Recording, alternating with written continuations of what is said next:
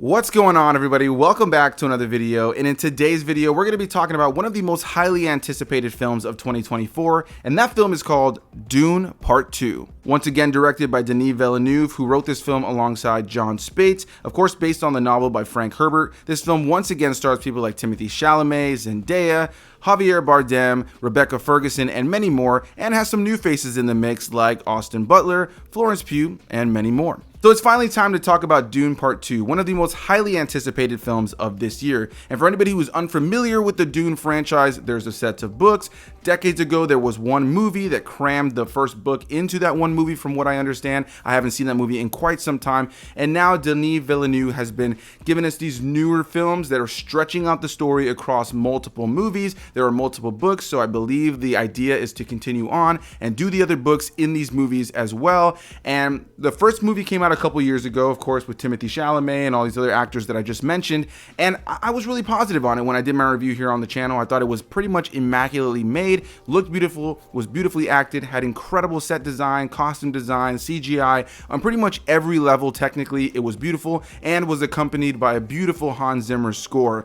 But my biggest gripe with that film was that a lot of the story felt like setup and world building and lore building, more so than really a story that has any sort of finality and conclusion in and of itself. So going into this movie, I was holding out hope that the second movie was going to be this movie that had a little bit more conclusion to the story that was set up in the first film, as well as building up to its own story that can kind of have some sort of finality. I don't mind an open ending when it comes to these big franchise movies, but I wanted something to feel a little bit more final instead of more of a setup like that first film was. At times it felt like it was a little bit too slow. And I'm happy to say, after having seen Dune Part 2, that I found that this movie was epic and has to be one of the coolest sci-fi films that has ever been shot. The movie looks stunning, similar to the first film, and I can give pretty much most of the same praises when it comes to that first film, when it comes down to the technical aspects. The performances, the costume design, wardrobe that was used throughout the course of the film, the set design, the CGI, the big action set pieces, the choreography. This movie has scale,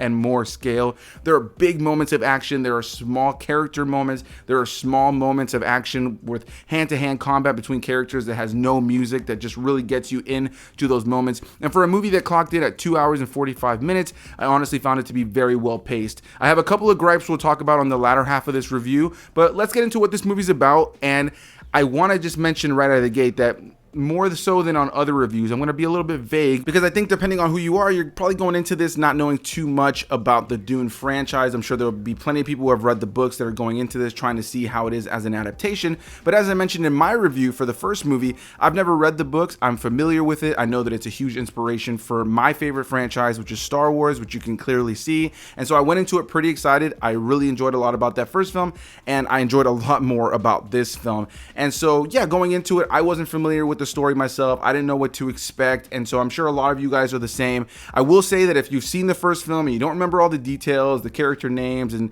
some of the stuff that happened in that first film, I do recommend revisiting that first film before you dive into Dune Part 2, as it is definitely a movie that picks up right where the last one left off and instantly jumps into a lot of that heavy fantasy and sci-fi lingo and dialogue and the things that are specific to the world and lore of the Dune franchise. And so if you don't remember a lot of the details, the character names, different things like that, you might be lost in the first few minutes. But what I will say is, as the movie progresses and gets you into what's going on in this film, it quickly starts to really assert itself in terms of like what's going on in the story and what the stakes are, which kept me engaged throughout the course of the runtime. But the base premise of this film, without getting too deep into spoilers and keeping it vague, and it's also a hard movie to talk about, based on the last movie, of course, we know that Paul, the main character played by Timothée Chalamet, lost pretty much everything. His family, his father, he was just him and his mother now. They end up essentially at the end of the film being taken in by these sand people, if you will, known as the Freemen or the Fremen,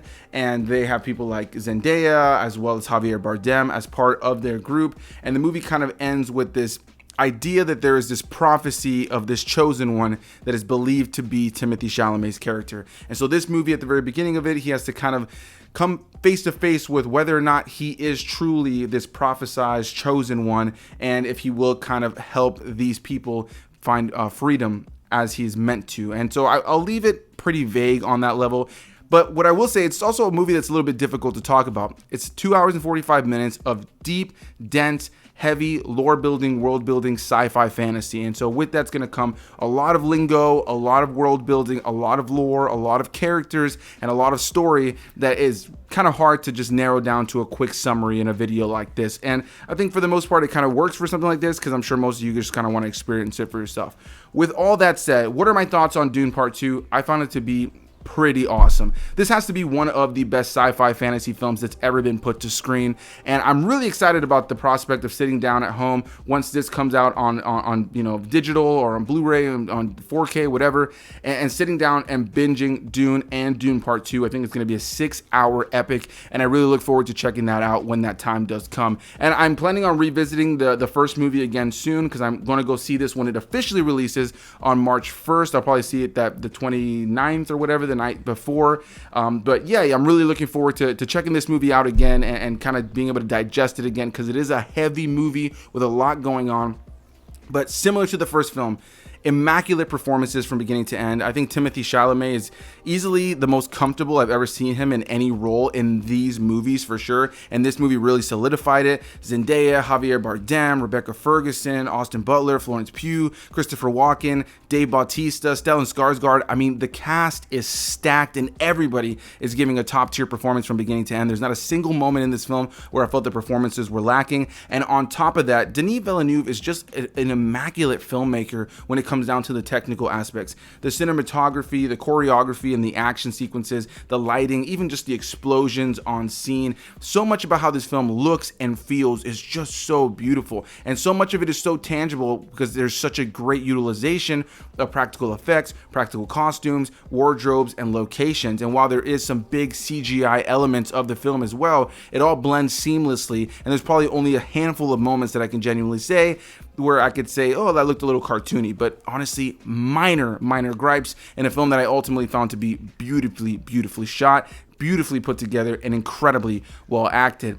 Now, when it comes down to the story, I'm so happy to say that I felt like there was more meat on the bone. That's what I wanted out of this movie after seeing the first one. The first one just didn't have enough meat on the bone when it comes down to the story for me. It did in a lot of ways. It was very heavy with the lore building and the world building, which really helped work in favor of this movie right here. So it was definitely necessary, but it didn't have a real sense of finality or conclusion. It just felt very open-ended with a lot of lore and world building, which on one hand is great and now really serviced this film, but I wanted this film to have more meat on the bone, and I'm happy to say it really did.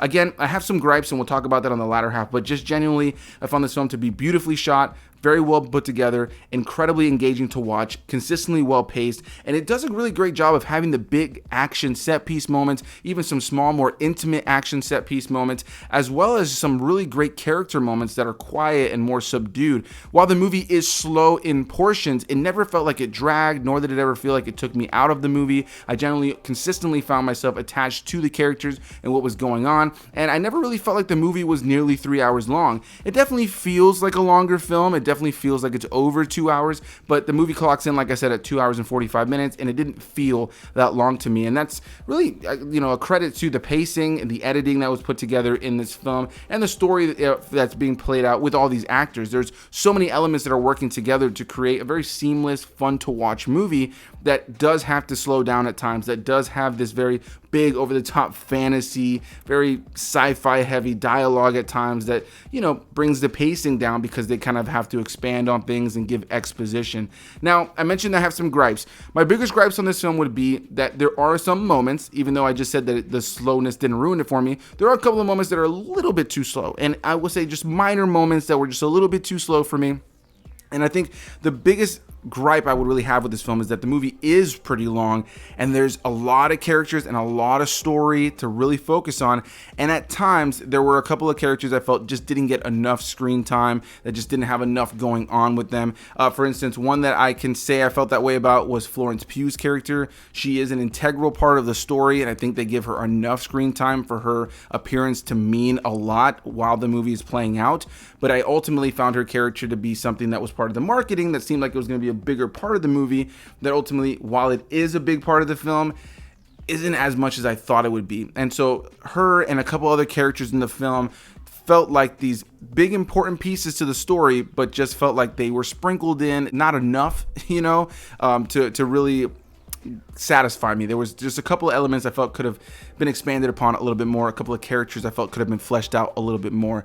And in terms of things I felt that could have been fleshed out the most, the biggest gripe I probably had was probably the relationship between Timothée Chalamet's character and Zendaya's character. Now, at the tail end of the last movie, that's when Zendaya showed up. She was a big part of the marketing for that first film, and quite frankly, is only in like the last 10 minutes or so of that last film. She's really not in a lot of that movie at all. So there really isn't a lot of time for their characters to set up any sort of romance or relationship. And it happens throughout the course of this film, and I found it happened fairly quickly. But part of that is because the movie is trying to kind of show us Timothée Chalamet learning the ways of the Fremen people. And so he's kind of having like time jumps throughout the first part of the movie. There's a little bit of a time skip here or there, and so their relationship kind of blossoms a little bit too quick in my opinion. But as the movie goes on, majority of the film is them having this relationship, so they're able to flesh it out as time goes on. But there were moments throughout the course of the film where I felt like some things got breezed over just a tad bit, or some things kind of felt like they kind of just sped up a couple of moments